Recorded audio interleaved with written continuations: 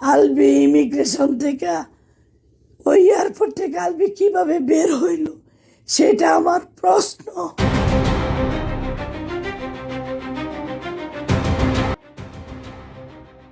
বর্তমানে পৃথিবীতে টাকার কাছে হেরে যায় অনেক সত্য ও বাস্তবতা।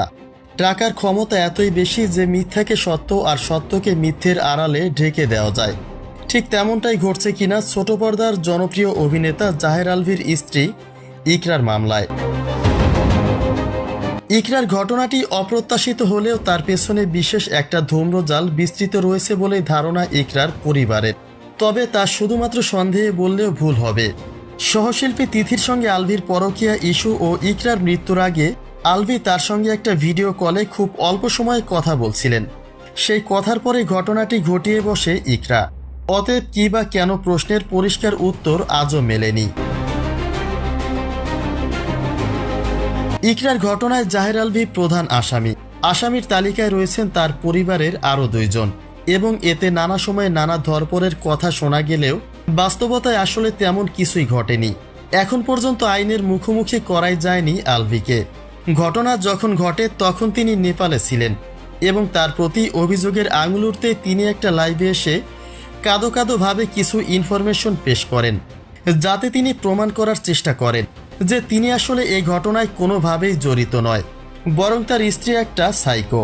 সেই বরং উল্টো আলভির জীবনটাকে শেষ করে দিয়েছে। তবে তিনি লাইভে যে ভদ্রলোকী সাজ দিয়েছিলেন বাস্তবতায় আসলে তার কিছুই মেলেনি। তিনি বলেন তাকে অযথাই মানুষ দোষারোপ করছে।